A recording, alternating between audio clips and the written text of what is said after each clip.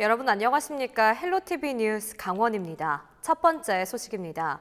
평창 동계올림픽 이후 경기시설은 이렇다 할 활용 방안을 찾지 못한 채 애물단지 취급을 받아왔었는데요. 강원도가 드디어 경기장 활용에 대한 세부 계획안을 마련했다고 합니다. 특히 올림픽 시설을 활용해 2024년 동계 청소년 올림픽 대회 유치도 선언했다고 합니다. 한재영 기자의 보도입니다. 동계올림픽 역사상 가장 많은 국가와 선수단이 출전한 2018 평창 동계올림픽. 평화올림픽이자 흑자올림픽이라는 천사를 받으며 흥행에 성공한 대회로 평가됐습니다. 하지만 대회가 끝난 지 1년 반이 지나도록 강원도는 후유증에 시달려야 했습니다. 10조 원이 넘는 예산이 들어간 기반시설과 경기장 등이 사후 활용 방안을 찾지 못해 수십억 원의 유지관리비만 추가로 소진됐기 때문입니다. 강원도는 24일 기자회견을 열어 동계올림픽 경기장 운영 방안을 발표했습니다. 해당 시설은 전문 체육시설로 활용 예정이던 스피드 스케이팅 경기장과 강릉 하키센터, 슬라이딩 센터 3곳입니다. 수익형 체험시설을 도입해 지속적인 이용 수요를 확대하고 운영 수지를 개선하는 방안으로 추진됩니다. 강릉 스피드 스케이팅 경기장은 다기능 복합 스포츠 컨벤션 센터로, 하키센터는 스포츠와 공연 융복한 문화 공간으로 운영됩니다. 또 평창 슬라이딩 센터는 스포츠와 익스트림 체험시설로 활용할 계획입니다. 이 경기장을 온전히 스포츠 용도로만 활용을 해서는 사용 인원이나 수익 측면에서는 도저히 답이 없다는 결론을 얻었습니다. 그래서 스포츠 목적 플러스 그 외 일반인을 대상으로 한 기능, 이렇게 기능을 좀 다원화하였습니다. 올해 세계 경기장을 시범 운영한 결과 연간 운영비는 40억 원 정도가 소요되는 것으로 예측됐습니다. 강원도는 올림픽 시설 운영을 위한 국비 지원이 10억 원에 그치지만 3년 내에 흑자로 전환하겠다고 밝혔습니다. 시설 운영 국비 지원에 국가대표팀 시설 이용료와 기념재단 교육 프로그램 운영 수익 등이 더해지면 내년의 운영 수지 적자는 올해 절반 수준인 15억 원 정도로 예상됩니다.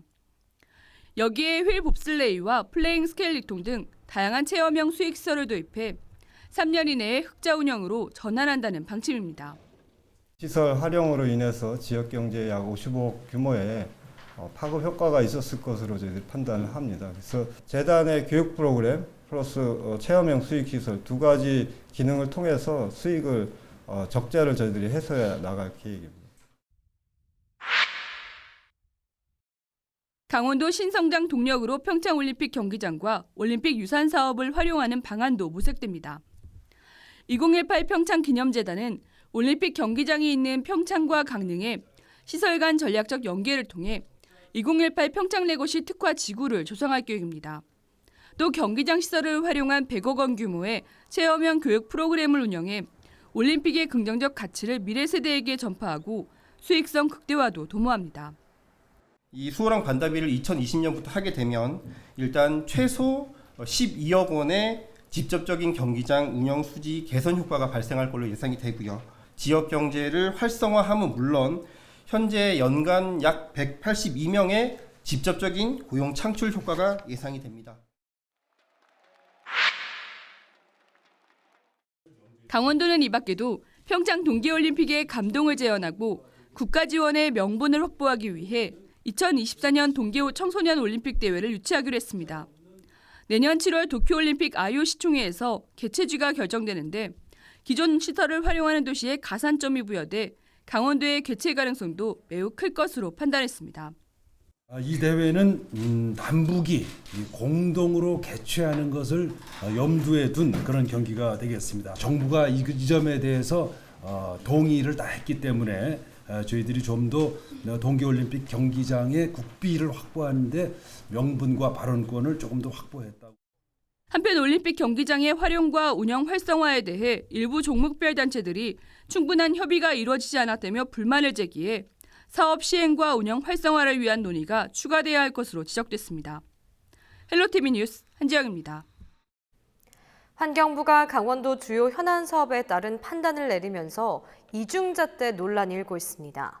설악산 오색 케이블카 사업은 환경 보호를 이유로 부동의했지만 백두대간을 관통하는 초고압 송전탑 건설 사업은 환경 이슈와 상관없이 추진되고 있기 때문인데요. 최문순 지사가 이 같은 상황을 작심하고 비판했고 도내 정치권의 반발도 거세지고 있다고 합니다. 보도에 성기석 기자입니다. 환경 문제에 부딪힌 도내 현안 사업은 한두 가지가 아닙니다. 당장 설악권 주민들의 최대 수건 사업이었던 설악산 오색 케이블카 사업이 결국 환경부의 반대로 물거품이 됐습니다. 또 서울 속초간 동서 고속화 철도 건설 사업도 설악산을 통과하는 노선 문제로 갈등을 빚으면서 사업 착수가 늦어졌습니다.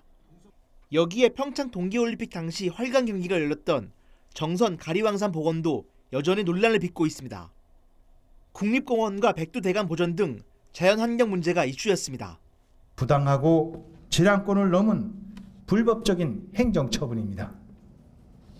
따라서 양양군은 굳은 의지와 역량을 국민들의 의지를 결집해서 적법 절차에 따라 보호받을 수 있는 행정소송 등 이런 가운데 동해안에서 백두대간을 가로지르는 초고압 송전철탑 건설 문제가 불거졌습니다. 100m 이상 규모의 송전철탑 수백 기가 설치될 것으로 알려지면서 지역 주민들이 거세게 반발하고 있습니다. 초고압 송전로가 설치되면 산림 훼손은 물론 주민들의 건강도 크게 위협할 것이라는 주장입니다. 특히 정부가 강원도 현안 사업에 대해서는 환경 보존을 이유로 번번이 거부하면서 초고압 송전탑은 강행하는 이중잣대를 들이댄다며 성토하고 있습니다. 안전은 자기들 마음대로 입맛대로 입지 선정하여 우리의 생존권을 빼앗고 우리 강원도를 이 자연 환경을 파괴하고 우리나라의 보물인 이 자연을 파괴하고 강원도를 파괴하는 이 송전탑을 즉각 폐지하고 반발은 강원도와 시군, 도 정치권 등으로 확산되고 있습니다. 더불어민주당 강원도당은 도민의 희생을 강요하는 고압 송전탑 건설에 강력 반대하는 성명을 발표했고 자유한국당 소속 국회의원들은 정부가 도민들을 이용만 하고 강원도를 홀대하고 있다고 주장했습니다. 강원도의회 의원 일동은 300만 강원도민을 무시하고 지역 주민의 의견 수렴 없이 일방적으로 추진하는 송전선로 건설 사업을 즉각 중단할 것을 다시 한번 강력히 촉구하며 이 같은 상황에서 도내 곳곳에 내려져 있는 각종 규제에 대한 비판도 거세지고 있습니다.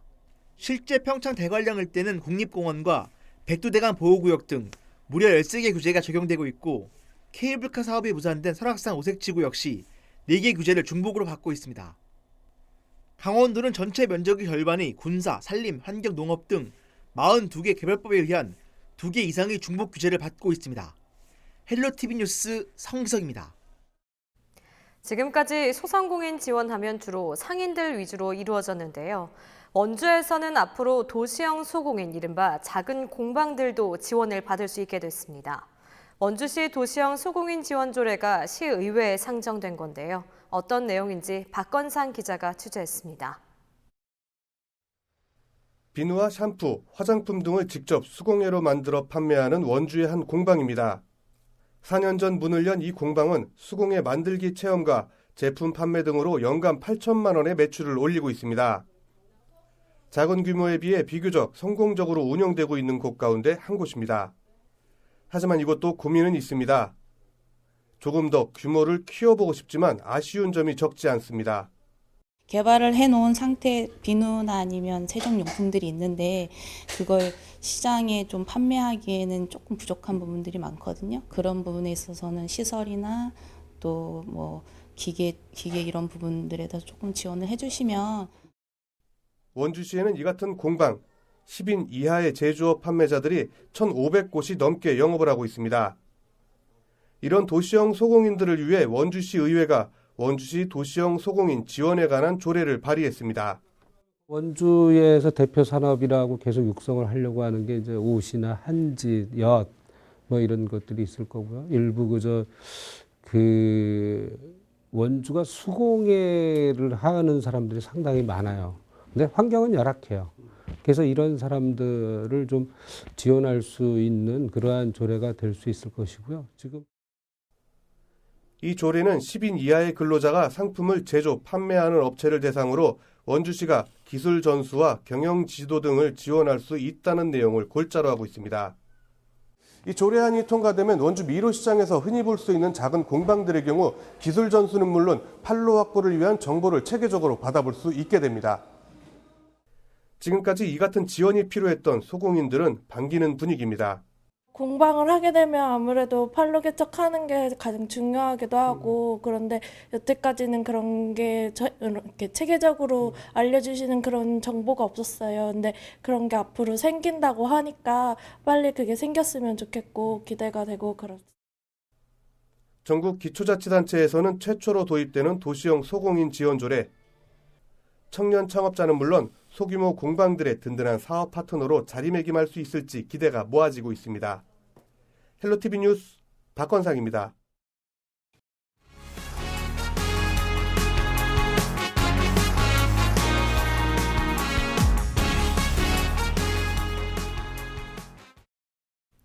도청 청사 유치전이 치열해지는 모양새입니다.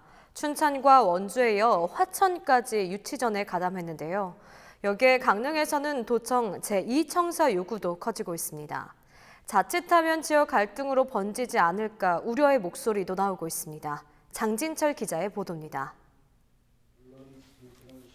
화천군이 강원 도청사 유치를 공식 선언하고 나섰습니다. 강원 북부권의 균형 발전을 위해 평화지역인 화천으로 도청 이전이 필요하다고 강조합니다. 평화지역의 균형 개발, 통일시대의 거점 개발과 남북 강원도 통합, 행정 업무의 효율, 도민 편의 증진을 위해서 가장 확실한 명분을 갖춘 최적의 대안이라고 생각합니다. 화천군은 도청 신축 이전을 위해 동서고속철도 화천역사 예정지인 간동면 일대 33만 제곱미터의 부지를 무상 제공하겠다고 밝혔습니다.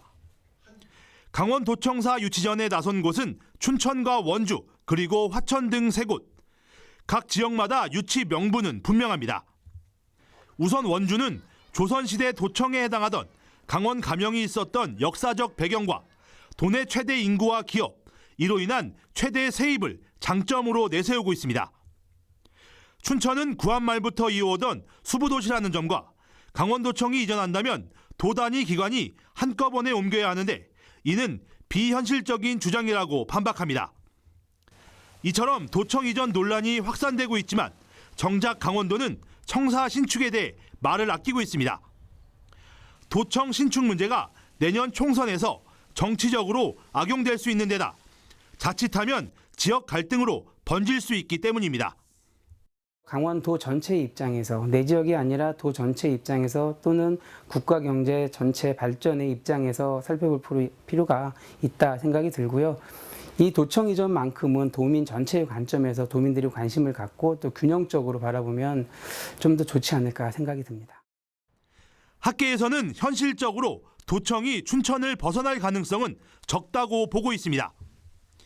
광역시의 위치에 이전이 불가피했던 충남과 경북, 전남과 강원도의 상황은 전혀 다르기 때문입니다.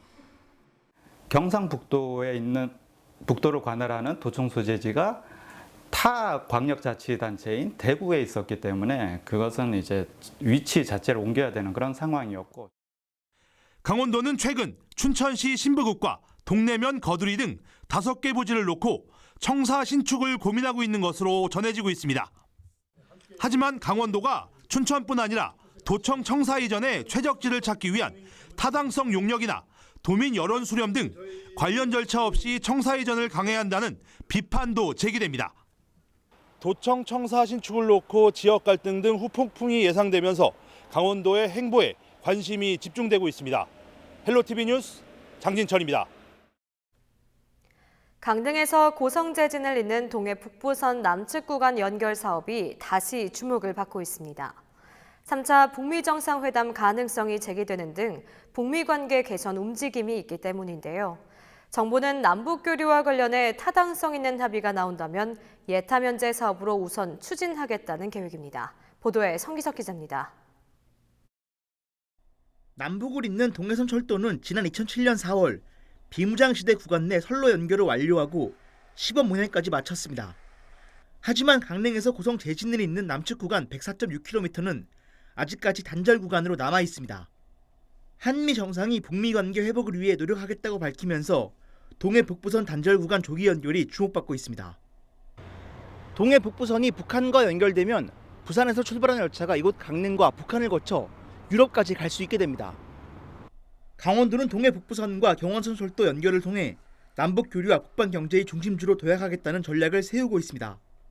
동해 북부선을 비롯해서 철원 평화산단 이쪽에서 추진하고 있는 여러 가지 특구 사업들에 대해서도 충분히 설명을 해서 유엔 제재가 풀리면 빠른 속도로 진행할 수 있도록 공감대를 만들 예정입니다. 지난해 9.19 평양 공동선언문에 동해선 철도 연결이 담기면서 사업은 급물살을 탈 것으로 기대를 모았습니다.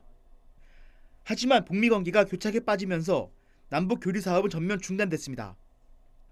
전문가들은 남북을 잇는 도로와 철도 연결은 남북 당국 간 합의가 필요하지만 동해 북부선 남측 단절 구간은 우리 정부가 결정만 하면 즉시 시행할 수 있다고 강조합니다. 이 사업은 어차피 타당성으로 가가지고는 그렇게 쉽지 않을 것 같고 남북 관계가 개선됐을 때의 그 협력 사업으로 또 그리고 우리 대한민국의 국가 경쟁력 강화, 유라시아로 가는 철도 이런 거와 연계돼서 추진할 수 있을 것 같아요. 실제 국토교통부도 동해 북부선 철도 건설은 예비 타당성 조사로 나올 수 있는 구조가 아니기 때문에 예타 면제 사업으로 추진해야 한다는 데 공감하고 있습니다. 강릉 고성 제진 간 동해선 철도 복원 사업은 제3차 국가철도망 구축계획 신규 사업에 반영됐고 사업비는 2조 3,400억 원으로 추정됩니다. 북미 관계 회복 기대감과 함께 소강 상태에 놓인 동해 북부선 연결이 다시 속도를 낼 수 있을지 관심이 모아집니다. 헬로티비 뉴스 성기석입니다.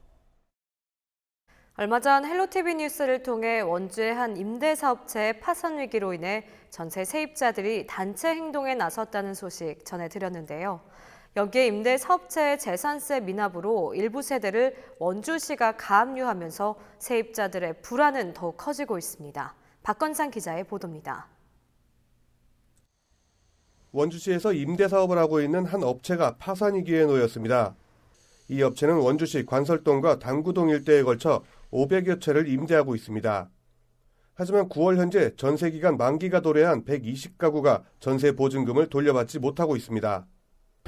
임대사업자는 현재 경영난으로 인해 법원에 회생 신청을 한 상태입니다. 여기에 원주시는 재산세 찬압에 따라 300가구에 대해 가압류를 신청했습니다. 원주시는 임대사업체가 미납한 재산세 3,300만 원을 회수하기 위해 300세대를 가압류했습니다. 원주시 관계자는 이 업체가 회생 절차를 밟고 있어 부득이한 행정이었다고 전했습니다. 세입자들은 불안해할 수밖에 없습니다. 안 그래도 업체의 경영난으로 전세 보증금을 돌려받지 못하고 있는데 재산세 체납이라는 또 다른 채무가 발생해 불안감은 더 커지고 있습니다. 저는 지금 전세자금 대출이 남아있는 상황이에요. 그러면 이제 내년에 만기가 되면은 그 전세자금 대출을 상환을 해야 될 거고, 그럼 내년에 이 집 만기가 되면은 신용대출이 지금 눈덩이처럼 불어나게 되는 상황이에요. 이들 세입자들은 전세보증금 반환 보증보험에도 가입하지 못했습니다. 주택도시보증공사는 부동산 임대업은 건설업과 동일하게 보고 있어 사업자가 가입해야 전세보증금을 돌려받을 수 있지만 이 사업체는 보증보험에 가입하지 않았습니다. 이럴 경우 전세보증금을 돌려받기는 쉽지 않습니다. 그런 경우는 오히려 사전에 그 어떤 조정을 통해서 그 분할 지급 또는 뭐 정류성을 위해서 이제 임대 시기를 좀 조절해서 가급적 서로에게 이제 유인되는 방향을 가야 되는데 그 부분은 사실 대규모 집단이기 때문에 시에서 앞장을 해야 되지 않을까 생각이 듭니다. 이 업체는 10월 법원의 2차 회생 심의를 기다리고 있습니다. 한편 25일 해당 업체 대표는 원창묵 원주시장과 비공개 면담을 계획했다. 당일 일방적으로 면담 약속을 지키지 않은 것으로 알려졌습니다. 헬로티비 뉴스 박건상입니다.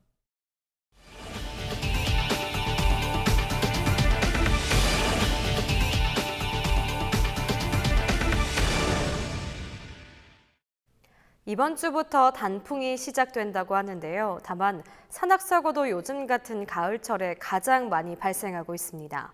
작은 산도 얕보면 큰 화를 입을 수 있다고 하는데요. 가을 산행 시 주의해야 할 점을 장진철 기자가 알아봤습니다. 헬기에서 내려온 119 구조대원들이 바위에 누워있는 등산객을 구조합니다. 단풍을 만끽하기 위해 설악산 등산에 나섰다가 추락사고를 당한 겁니다. 해마다 단풍이 들기 시작하는 9월부터 11월이면 이 같은 산악사고가 급증하고 있습니다. 최근 5년간 도내에서 발생한 산악사고 10건 중 4건 이상이 가을철에 집중됐습니다. 제가 나와 있는 곳은 춘천 사막산입니다. 정상까지 높이는 약 655m, 그다지 높지 않은 산이지만 산 이름에 악자가 들어있는 만큼 등산로 대부분은 이처럼 바위와 돌로 되어 있습니다. 그만큼 실족과 추락 위험이 매우 높습니다. 올라갈 때보다 체력이 떨어진 내려올 때가 더욱 위험합니다. 그 등산로가 아닌 그런 데 있잖아요. 그런 데서 엉뚱하게 막 술 마시고 뭐 이렇게 해가지고 그래서 실족하는 것 같아. 밑에도 올라가면 지금 한잔 하더라고요. 한잔 하면은 아무래도 몸이 흔들흔들 하잖아요. 그죠. 가을 산행 중 탈진하는 경우도 많습니다. 서너 시간 이상 산행을 하는 경우 만약을 대비해 체온을 유지할 수 있는 여벌의 옷과 비상식량, 휴대폰 예비 배터리도 준비해야 합니다. 특히 등산로가 아닌 곳으로 갈 경우 산짐승을 만나거나 다치게 되면 위치를 찾기 어려운 만큼 반드시 지정된 등산로를 이용하는 게 안전합니다. 지정된 등산로를 이탈하여 산행하시는 것은 매우 위험할 수 있습니다. 또한 산행 중에 보게 되시는 등산로 표지판 등을 기억하여 두시거나 사진을 찍어 두시면 사고 시에 자신의 위치를 알리는 데 활용하면 좋을 것입니다. 해가 지기 전에 하산할 수 있도록 산행 계획을 세우고 가족과 지인 등에게 산행 계획을 미리 알리면 사고 발생 시 신속하게 대응할 수 있습니다. 전문가들은 산의 규모를 떠나서 산행 전에는 반드시 철저한 준비를 해야 한다고 당부합니다. 헬로티비 뉴스 장진철입니다. 최근 원주에서 60대 여성이 야생 진드기에 물려 병원 치료를 받고 있습니다. 올 들어 도내에서만 25명이 야생 진드기에 물려 중증열성 혈소판 감소 증후군 SFTS에 감염됐고 이 중 6명은 목숨을 잃었습니다. 최근 수확철을 맞아 야외 활동이 많아지면서 야생 진드기 매개 감염병에 각별한 주의가 요구됩니다. 박건상 기자의 보도입니다. 넓은 들판에 누렇게 익은 벼를 수확하는 작업이 한창입니다. 가을 거지가 본격적으로 시작된 겁니다. 가을산도 벌써 단풍으로 갈아입을 채비를 마치면서 등산객들을 유혹하고 있습니다. 이렇게 야외 활동이 많아지는 시기에는 야생 진드기를 매개로 한 질병 감염 가능성이 높아집니다. 지난 19일 원주시 신림면에 사는 61살 여성이 발열과 오한 등의 증상을 보여 병원 치료를 받던 중 강원도 보건환경연구원에서 SFTS 양성 통보를 받았습니다. 이 여성은 집 앞 텃밭에서 일을 하다가 야생 진드기에 물린 것으로 알려졌습니다. 야생 진드기를 매개로 한 감염병은 이렇게 야생동물들의 출입이 상대적으로 쉬운 산과 인접한 밭에서 일하는 농민들에게 주로 발생하고 있습니다. 야생 진드기는 야생동물의 털에 붙어 피를 빨아먹는 특성이 있어 야생동물과 접촉하거나 야생동물의 이동 경로에서는 더욱 주의해야 합니다. 보건당국은 야생 진드기 매개 감염병 예방을 위해 야외 활동 시 해충 퇴치제를 뿌리고 다닐 것을 권고하고 있습니다. 농촌 지역의 경우 자치단체 차원에서 감염 예방을 위한 홍보 활동과 해충 퇴치제 보급 등 다양한 예방책을 시행하고 있습니다. 저희 신림 1, 2 이장님이 보급을 많이 해주셔갖고 면사무소 부탁을 해갖고 많이 일하기 전에는 항상 뿌리고 시작합니다. 하지만 야생 진드기 매개 감염병에 대한 인식은 낮은 수준입니다. 아니 안 받았어요. 안 발랐어요? 예, 괜찮아요. 저한테는 아무 관계 없어요. 네, 이쪽이 이 약국하고 조금 멀어서. 혹시 야외 활동 이후에 발열이나 오한 등의 증상이 보이면 즉시 병원을 찾아야 합니다. 몸살 감기 있을 경우에는 보통 기침, 콧물, 가래가 동반되거든요. 근데 기침, 콧물, 가래가 동반되지 않으면서 열이 나고 근육통이 있고 거기에 더해서 설사가 난다거나 배가 아프거나 그런 증세가 동반되면 그러면 이 질환을 강하게 의심해 볼 수 있습니다. 올 들어 강원도에서만 25명이 SFTS에 감염됐고 이 중 6명은 끝내 목숨을 잃었습니다. 보건당국은 야생동물의 활동이 줄어드는 한겨울을 제외하고 야생 진드기에 대해 각별히 주의해 줄 것을 당부했습니다. 헬로티비 뉴스 박건상입니다. 강원도 현안과 이슈를 짚어보는 시간입니다. 동계올림픽 종료 후 1년 6개월간 방치됐던 올림픽 주요 시설에 대한 사후 활용 종합 계획안이 확정됐습니다. 시설을 확충하고 각종 체험장을 운영하는 등 스포츠 관광 복합 단지로서 활용한다는 건데요. 문제는 막대한 예산이 필요하다는 겁니다. 이번 시간 이 문제 자세히 들여다보도록 하겠습니다. 스튜디오에 최충희 강원대학교 행정학과 교수님 나와 계십니다. 안녕하십니까? 네, 안녕하세요. 네, 최근 확정된 동계올림픽 시설 사후 활용 종합 계획은 어떤 내용인지 좀 정리를 해주실까요?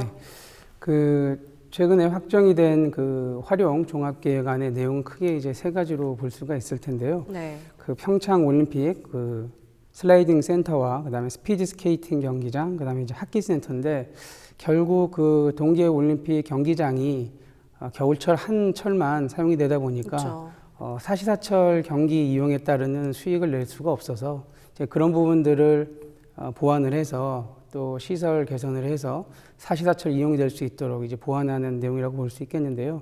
무엇보다도 이 슬라이딩 센터의 경우에 있어서는 기존에 있는 그 봅슬레이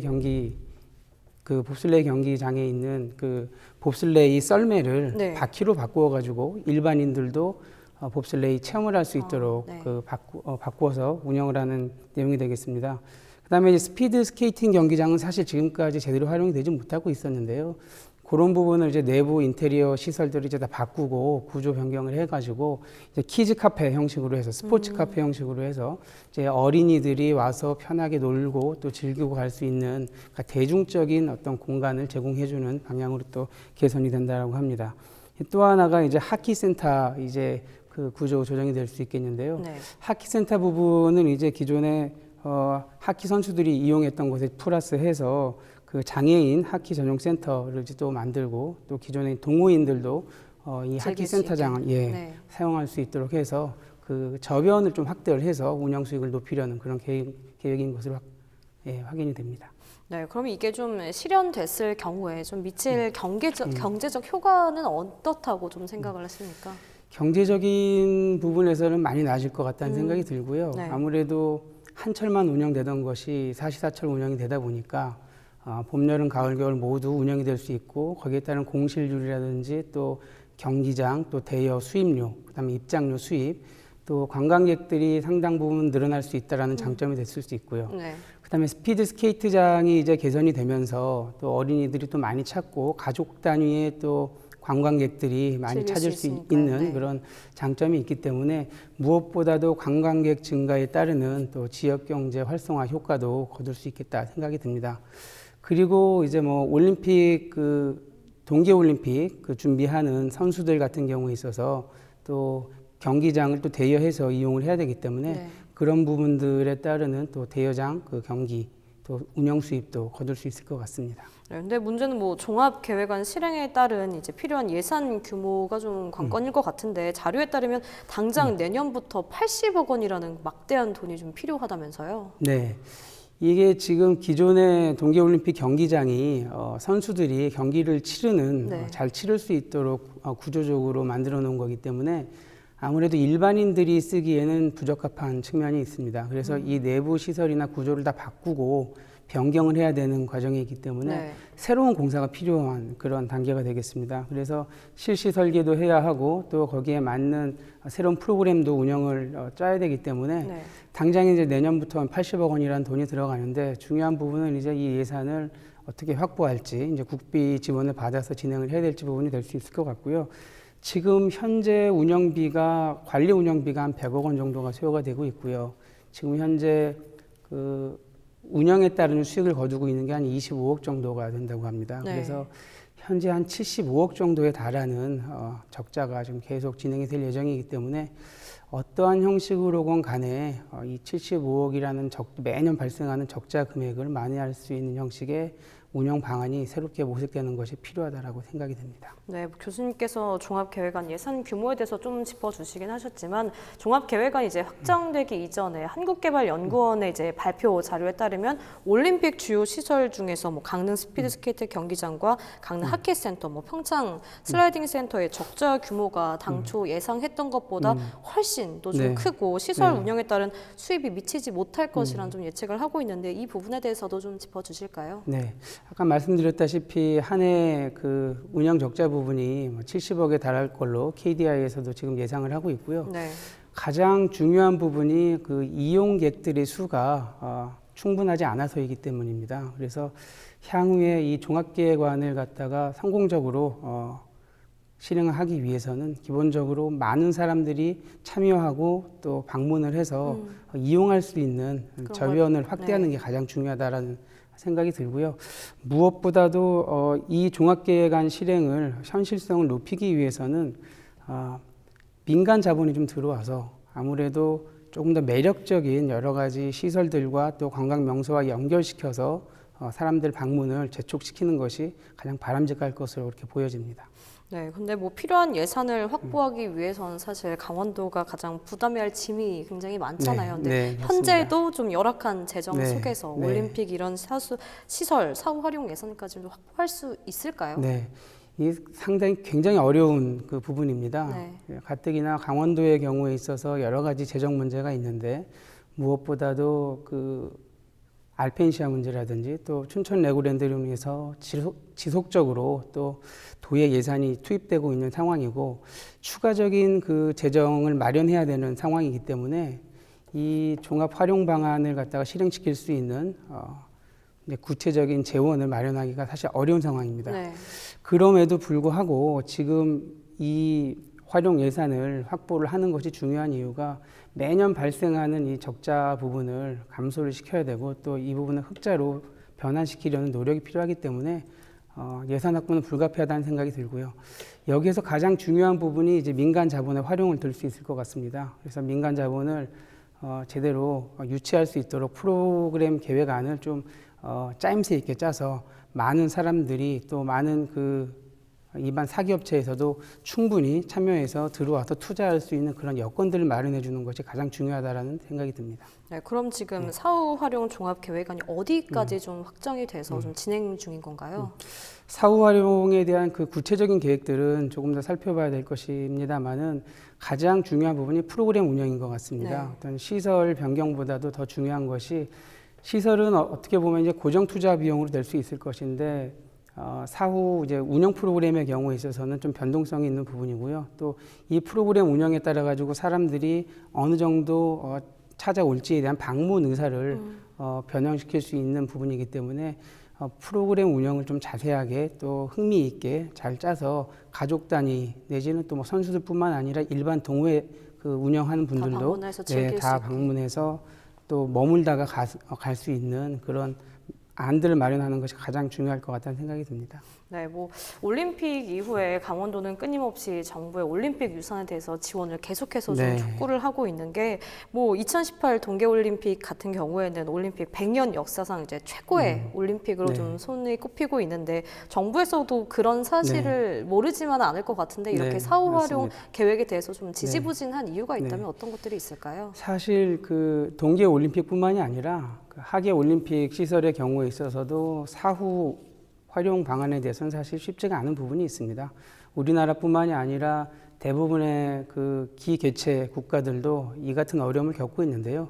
이 평창과 강원도만이 겪고 있는 문제는 아니라고 생각이 듭니다. 그래서 사후 활용 방안에 있어서는 우리나라뿐만이 아니라 다른 나라의 사례들도 좀 살펴봐야 될 부분이 있을 것 같고요. 사실 이 부분이 가장 어려운 부분이기 때문에 가장 많은 고민이 필요하고 또 손 놓고 계속 지켜볼 수만도 없는 그런 상황이 되겠습니다. 아무래도 정부에서 가장 소극적인 이유를 보이는 큰 이유는 재정적인 부분이 아닌가 싶습니다. 어떻게 쉽게 보면은 기간 시설들을 도로나 철도 부분을 다 이제 건설해 주었기 때문에 이런 부분 이제 나머지 시설에 대한 관리나 운영의 부분에 대해서는 지방자치단체에 이제 다 맡기고 싶은 그런 마음이 있을 것이고요. 국가 입장에서도 이제 추가적으로 계속 재원이 투입이 되는 것에 대해서 굉장히 많은 부담을 겪고 있는 것으로 생각이 들고요.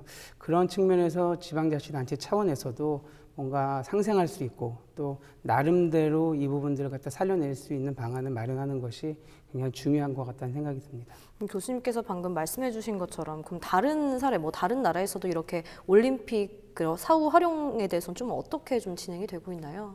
그 캐나다 밴쿠버 올림픽 같은 경우에 있어서도 굉장히 이런 운영비, 적자 운영 뭐 이런 부분 때문에 굉장히 네. 고생이 많았다가 최근 들어서 자구책을 마련을 해서 굉장히 성공적으로 이런 위기와 또 어려움들을 극복했다는 사례가 있습니다. 네. 사실 이 부분들이 많지는 않습니다. 구체적으로 어떻게 네. 활용을 하고 있는 건가요? 사람들이 이제 많이 찾아오지 않기 때문에 네. 이제 국내외 이제 관광객들을 대상으로 또 이제 국내외 이제 선수층들을 대상으로 해서 동계 훈련을 할 수 있는 장소를 제공을 해준다든지 또 관광객과 또 연결해서 또 사람들을 많이 유치한다든지 이런 식으로 해서 이제 활용 기간을 이제 넓힘으로써 운영 수익을 넓히는 방향으로 지금 하고 있는 것 같습니다.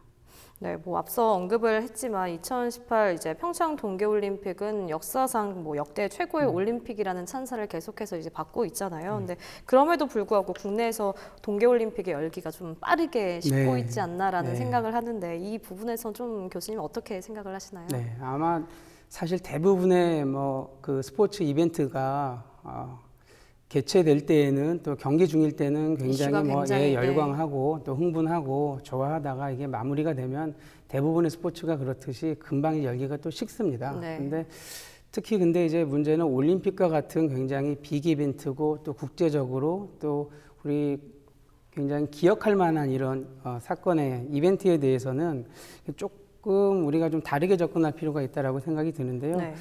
국가나 지방자치단체들도 이 기존에 있는 시설들을 활용해서 뭐 공공 행사라든지 민간 행사를 같이 개최함으로써 그 동계올림픽 뭐 경기장이나 아니면 시설들을 또 다시 한번 이용해보고 또 기억하는 시간을 가질 수도 있고요. 또 언론에서도 꾸준한 또 관심을 가져서 일반 국민들에게 또 주의를 환기시키고 또 관심을 불러일으킬 수 있는 그런 계기를 갖는 것이 중요하다는 생각이 듭니다. 이 언론학에서는 이슈 생존 주기라는 이론이 있습니다. 네. 그래서 이슈 생존 주기요. 네. 이슈가 또 생존하고 또 성장하고 또 사멸하기까지의 큰 사이클이 네. 있는데 통상적으로 이슈가 생존하고 성장하는 데는 굉장히 짧은 시간이 소요가 되지만 긴 시간이 소요가 될 수 있지만 이게 사멸하는 데는 굉장히 짧게 단기간에 사라지는 그런 성향을 보입니다. 이게 스포츠 경기이기 때문에 더 그럴 수 있는 요건들을 갖추고 있는 것 같고요. 이러한 측면들을 좀 감안을 해서 꾸준하게 관공서라든지 또 지방자치단체, 언론에서 끊임없이 올림픽 사후 시설 또 활용에 대한 또 이슈들을 부각시켜주면은 꾸준하게 국민들의 관심이 지속되지 않을까 생각을 해봅니다. 그럼 방금 이렇게 말씀해주신 이 사후 활용 계획안 중에 뭐 체험장을 조성하든지 뭐 키즈 카페를 만든다라고 말씀하셨는데 그런 부분들이 좀 오래 갈 수 있고 좀 생존하는데 괜찮은 방안이라고 좀 생각을 하십니까? 네, 저는 굉장히 중요한 부분이라고 생각이 들고요. 사실은 선수들이 이용하는 선수들만 이용하는 경기장은 아무래도 제한적일 수밖에 없습니다. 왜냐하면 우리나라 체육이 기본적으로 엘리트 체육이기 때문에 몇몇 안 되는 엘리트들을 대상으로 해서 이들의 사용료를 받아가지고 운영을 하기에는 굉장히 어려운 측면이 있고요. 네. 그래서 운영 활용 측면에서는 저변을 확대해서 국민들도 활용할 수 있고 동호회도 할 수 있고 여러 다양한 수요층들이 이용할 수 있는 기회를 마련한다는 측면에서 볼 때는 키즈 카페라든지 봅슬레이 체험장이라든지 굉장히 중요하죠. 근데 과연 봅슬레이 체험장을 얼마나 많은 국민들이 이용할 것이냐. 그쵸. 그리고 또 강원도를 찾아서 네, 하는 맞습니다. 게 쉽지 그리고 않으니까. 스케이트장을 변형시켜서 만든 키즈 카페에 얼마나 많은 어린 아이들과 또 가족을 동반한 어린이들이 그 카페를 이용할 것이냐. 네. 그리고 내부 구조를 어떻게 만들고 어떤 프로그램을 운영해서 사람들이 체류하게 할 것인지 또 이 체류된 사람들이 그곳에서 얼마나 투숙하고 또 관련된 음식이라든지 또 관광지 또 연계해서 갈 것인지 이런 부분들이 다 종합적으로 어우러져서 이 사후 활용 계획이 또 성공할 수 있도록 만드는 것이 중요할 것 같습니다. 네, 뭐 강원도에서 평창올림픽 유산과 가치를 좀 남기려는데 좀 이유가 있잖아요. 네, 올림픽 유산을 보존하고 그 가치를 계승해야 되는 이유가 있다면 어떤 것들이 있을까요? 네, 사실 우리가 국제올림픽으로서 가장 중요한 게 하계올림픽과 또 동계올림픽이 있는데요. 하계올림픽은 또 아무래도 경기 수도 많고 또 참여하는 선수들도 많기 때문에 그 임팩트가 굉장히 큽니다. 그리고 역사도 길고요. 그런데 이 동계올림픽의 경우에 있어서는 지금 평창 동계올림픽이 23회 동계올림픽이었는데요. 국가로 치자면 12개국밖에 되지 않습니다. 그렇죠. 왜냐하면 미국이나 프랑스 같은 경우에는 3번씩 개최를 했고요. 이탈리아나 뭐 일본 뭐 이런 국가들이 스위스 이런 국가들이 2번씩 중복으로 개최를 했기 때문에 실제 동계올림픽을 개최한 국가가 전 세계적으로 12개국밖에 되지 않습니다. 네. 이제 그만큼 동계올림픽을 개최하기가 까다롭고 또 이를 개최해서 소화해서 또 성공적으로 마무리하기까지는 굉장히 기술적인 어려움도 동반이 되기 때문에 네. 어떻게 보면 동계올림픽보다는 올림픽 개최 난이도가 더 높은 네. 그렇기 때문에 다른 그 스포츠 이벤트보다는 더 의미가 있고 또 임팩트가 있는 그런 경기라고 볼 수 있습니다. 그렇기 때문에 우리가 더 기념하고 또 기억에 남고 우리 또 강원도 또 열심히 준비를 그렇습니다. 했잖아요. 네, 또 강원도 평창에서 굉장히 소중한 그런 이벤트 장소를 또 보유하고 있기 때문에 이런 부분들을 충분히 또 국가의 관광 자원뿐만 아니라 도의 관광 자원 또 지역의 관광 자원으로 활성화시켜서 또 꾸준히 활용하는 것이 우리 대한민국뿐만이 아니라 또 지방자치단체 차원에서도 중요할 거다 생각이 듭니다. 네, 그러면 올림픽 시설 사후 활용 종합 계획안이 이미 뭐 이제 확정이 됐는데 2018 이제 동계올림픽이 성공적으로 올림픽으로 남기 위해서 좀 강원도가 앞으로 남은 과제를 좀 짚어주실까요? 네, 이 성공적인 개최는 이미 했다라고 생각이 들고요. 네. 그리고 많은 그 세계적인 또 언론의 또 스포트라이트를 받았고 또 국내외적으로 평창 올림픽이 성공적인 이벤트였다라는 또 인정을 받았습니다. 근데 앞으로 남은 것이 이제 가장 중요한 부분이 이제 운영 수지인 것 같습니다. 네. 지금 현재 뭐 70억 이상의 매년 적자를 보이고 있기 때문에 이러한 부분들을 향후에 얼마나 극복하면서 최소한 균형적인 운영 수지를 만들어가고 좀 나아가서 흑자로 변화시킬 수 있을지, 흑자로 변화시킬 수 있는 스포츠 이벤트 그 사후 활용 계획이 마련이 되면은 전 세계적으로도 굉장히 파급 효과도 있고 나름의 홍보 효과도 마련이 될 거다 생각이 들고요. 중요한 거 이제 두 가지 부분을 좀 말씀을 드리면 첫 번째는 운영 프로그램을 좀 짜임새 있게 다양하게 하고 또 짜임새 있게 짜서 많은 또 민간 투자가 들어올 수 있도록 유치하는 것이 가장 첫 번째 이제 중요한 부분일 것 같고요. 좋은 민간 투자가 들어왔었을 때 또 성공의 길이 많이 열릴 수 있기 때문에 제일 중요할 것 같습니다. 또 하나 이제 두 가지 중요한 부분이 두 번째가 중요한 부분이 국민들의 관심입니다. 그렇죠. 많은 사람들이 관심을 가지고 또 눈여겨보고 성공할 수 있도록 또 꾸준히 지켜보고 해야 여러 가지 나쁜 문제들이 또 사라질 수 있고 여러 가지 그 좋지 않은 효과들이 제거될 수 있는 계기가 마련이 되기 때문에 국민 여러분과 도민 여러분, 주민 여러분들의 꾸준한 지속적인 관심이 필요하지 않을까 생각이 듭니다. 네, 여기까지 들어보도록 하겠습니다.